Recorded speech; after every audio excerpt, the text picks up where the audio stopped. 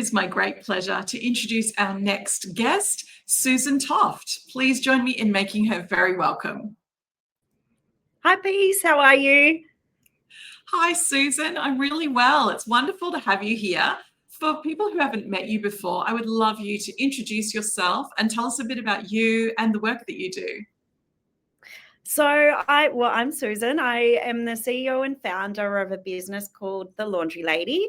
I am based on the Sunshine Coast in Queensland, although today I am in very, very cold Toronto. But my business is a laundry service. So it's a pickup and delivery laundry service. We come to you and pick it up, and then we bring it back to you the next day. And what makes us really special is that we are a little bit more like an Uber model, that we have independent contractors, our laundry ladies and lads, who all work from their own homes, and they can be earning a really reliable and sustainable income, with a lot of flexibility that they can do around their kids, or perhaps it's looking after elderly parents, or looking after or having children with special needs, or all kinds of things where they can have a flexible business that they can be part of with us. So we're really proud to be supporting over 400 laundry ladies and lads throughout Australia and New Zealand, and now launching globally as well, which is really exciting.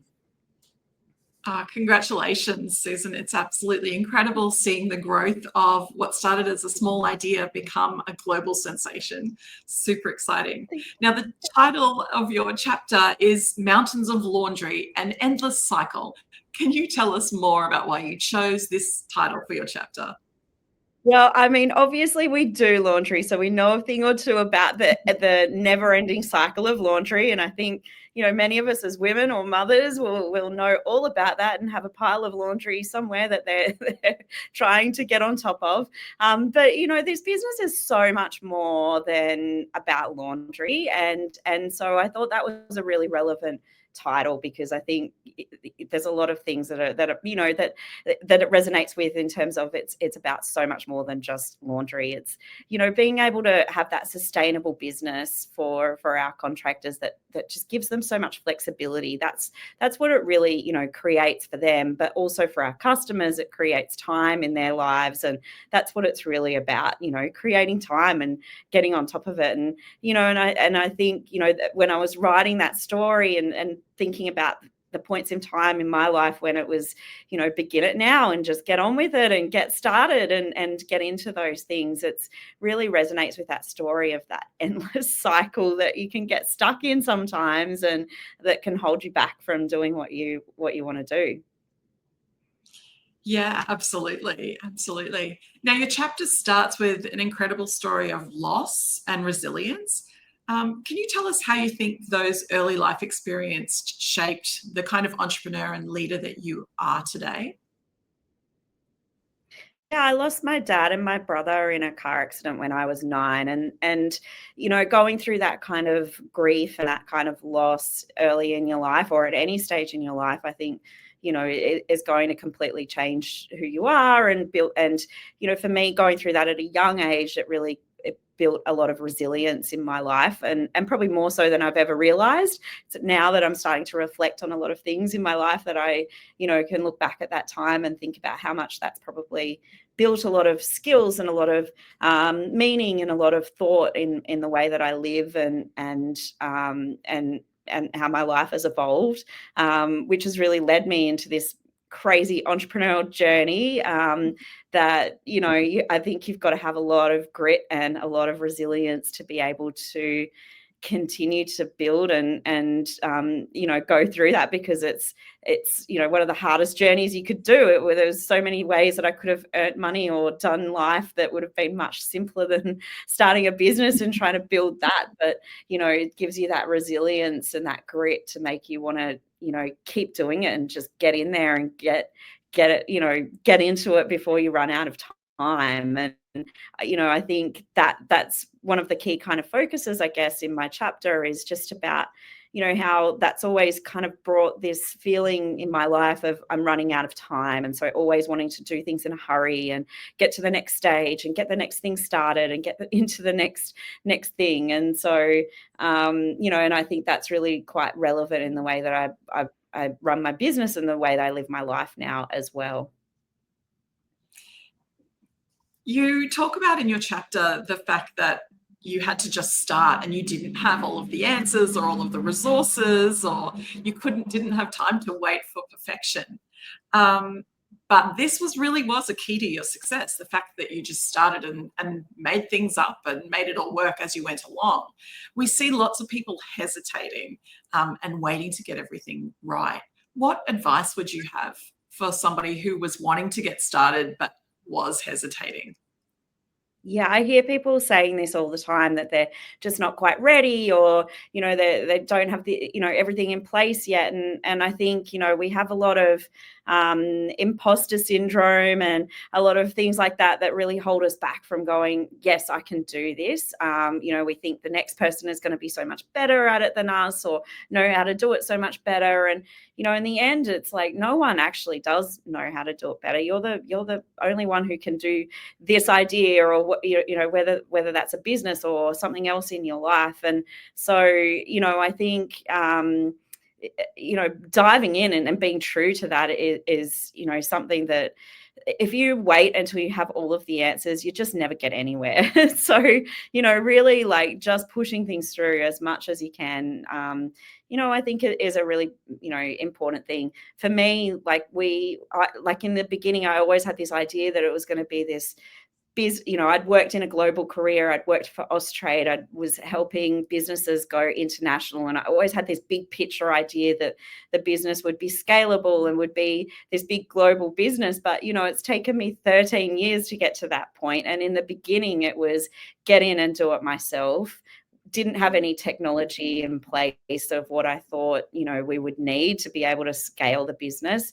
And so it was really just get in and get started with a website and a mobile phone number, and myself going out and doing pickups and deliveries and becoming the original laundry lady and doing all of those things and learning what could work in the business. And, I think that there's a lot of merit in that, because it taught me so many things about how the business would work, what customers would want, how our schedules could work, all of those kinds of things that if I just held back and waited until I had all of those answers, I never would have had those answers. And so jumping in and actually, doing that and getting stuck working in the business and doing all of those things taught me so much valuable information, which now is what we're using as we start to scale globally and build the business further. And so, yeah, I think, we hold ourselves back thinking, oh, we've got to, go and get these people on board, or get this investment, or think about it in this way, or have a full, idea about what the end goal is. And I think, you don't really know that, and you can work a lot of that out along the way. So I've heard someone say recently, progress, not perfection. And I think that's such a good analogy to live by, especially if you're building something like a business, because if you try to perfect it, you just will never get anywhere. So yeah. I love that advice. So true. And yeah, it certainly has worked for you, which is amazing, amazing. You talk about in your chapter the fact that you are juggling so many things. There's business, there's motherhood as well. You've got 2 sons.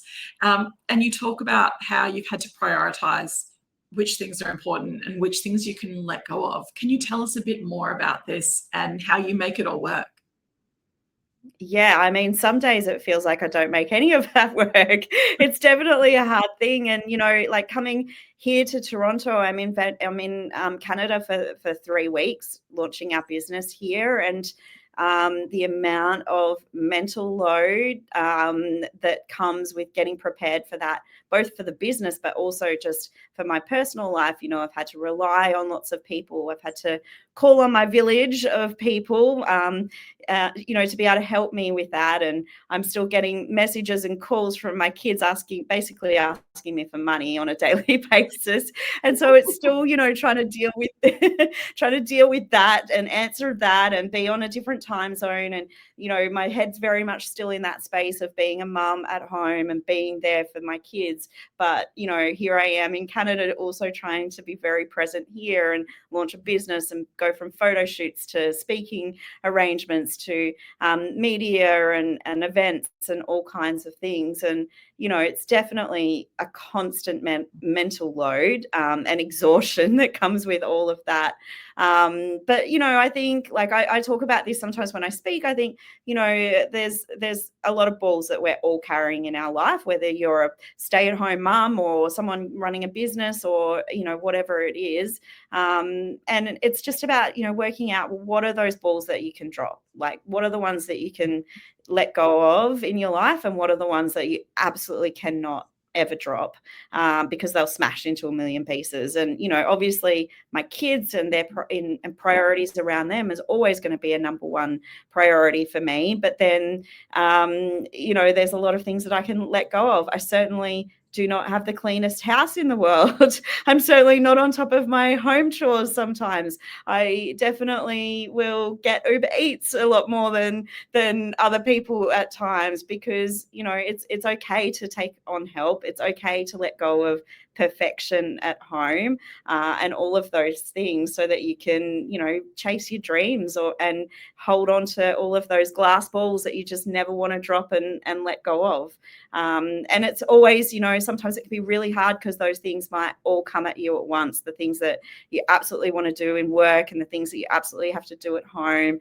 And that can be a really tough call. You know, I've had instances where I had my very first board meeting and my son school called to say that he'd been hit with a ball and he needed to be picked up, and I had to leave my very first board meeting to go and pick up my kid from school, and he wasn't even hurt. He was totally fine. But, you know, it's things like that where you just, you know, you have to go after that ball first, because you're never ever going to let that, you know, drop or smash. So yeah, but I definitely think that letting go of perfection is a really key thing that, you know, we need to do in whatever we're doing in life, because otherwise you just will drive yourself mad.